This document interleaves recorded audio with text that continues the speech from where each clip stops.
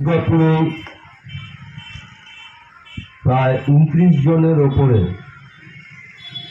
গণ আন্দোলনের নেতৃত্ব, শিক্ষা আন্দোলনের সঙ্গে যুক্ত,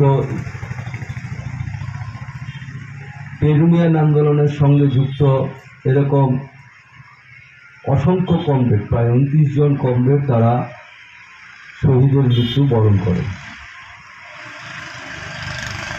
গণতন্ত্র রক্ষার জন্য, মানুষের স্বাধীন মত প্রকাশের অধিকার রক্ষার জন্য, ট্রেড ইউনিয়ন রক্ষার গণতান্ত্রিক আন্দোলন করতে গিয়ে সেই সময়ে গোটা পশ্চিমবাংলায় সনাতন মুখার্জি, বিশঙ্কর ব্যানার্জিদের মতন প্রায় 1200 নেতা কর্মী তারা গোটা পশ্চিমবাংলায় শহীদের মৃত্যুবরণ করেন।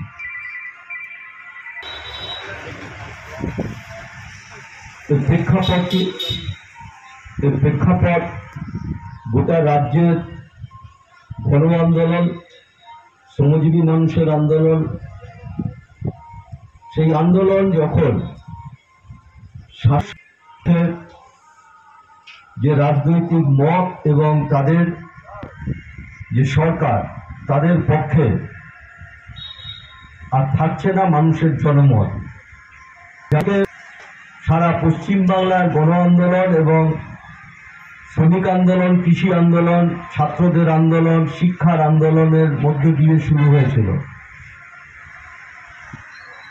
আমাদের এই পশ্চিমবাংলাতেই 67 যুক্ত সরকার বামপন্থীদের নেতৃত্বে, 69 আবার যুক্ত ফ্রন্ট সরকার হয়।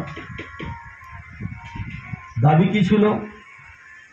দাবি ছিল কৃষকদের জমি দিতে হবে, শ্রমিকদের ট্রেড ইউনিয়ন করার অধিকার,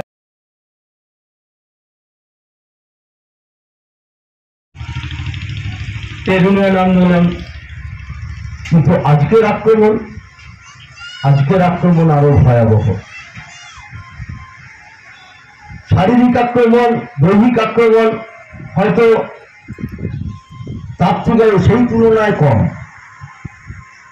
কিন্তু আক্রমণের তীব্রতা, আক্রমণের চেহারা এবং আক্রমণের তীব্রতা তিনটেই হচ্ছে যে মারাত্মক, সুদূর প্রসারী। এটা শুধু আমাদের দেশে নয়, সারা পৃথিবীতে হচ্ছে। যে সময় সনাতন মুখার্জিরা খুন হয়েছিলেন, তখন গণতান্ত্রিক আন্দোলন, ট্রেড ইউনিয়ন আন্দোলন করতে গিয়ে যখন এই ধরনের কমরেডরা খুন হচ্ছেন, এই সনাতন মুখার্জির যেখানে শহীদ বেদি, তখন আমরা খুবই ছোট। সনাতন মুখার্জি মারা গিয়েছেন, হাজার হাজার মানুষ রাস্তায় বেরিয়েছে সেই মৃতদেহ আটকে তারা পুলিশ অফিসারের কাছে দাবি করছে যতক্ষণ পর্যন্ত না খুনিদের গ্রেপ্তার করা হবে ততক্ষণ পর্যন্ত এখান থেকে বডি তুলতে দেওয়া হবে না। আর আজকের আক্রমণ চোখে দেখা যাচ্ছে না। ঐক্যবদ্ধ আন্দোলনের উপরে জাতের নামে, ভাষার নামে, ধর্মের নামে প্রতিদিন এই আন্দোলনকে ছোট করে দেওয়া হচ্ছে। এই আন্দোলনের যে ব্যক্তি, সেই ব্যক্তিকে হচ্ছে যে ছোট করে দেওয়ার লক্ষ্যে আজকে নয়া ফ্যাসিবাদী এই আক্রমণ সংগঠিত হচ্ছে। আমি এই কারণে এই কথাগুলো বললাম যে সনাতন মুখার্জিদের মতন শহীদদের আমরা যখন শহীদ দিবস পালন করি, কেবলমাত্র আনুষ্ঠানিকতার জন্য সেই শহীদ দিবস আমরা পালন করি না,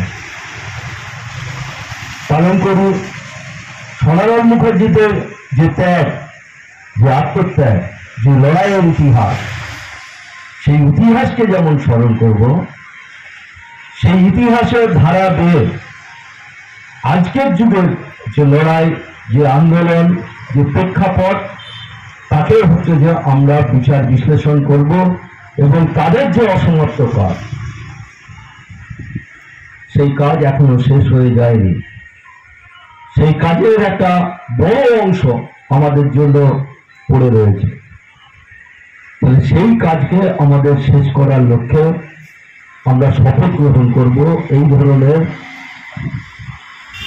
শহীদ দিবস স্মরণ সভা পালন করার মধ্য দিয়ে।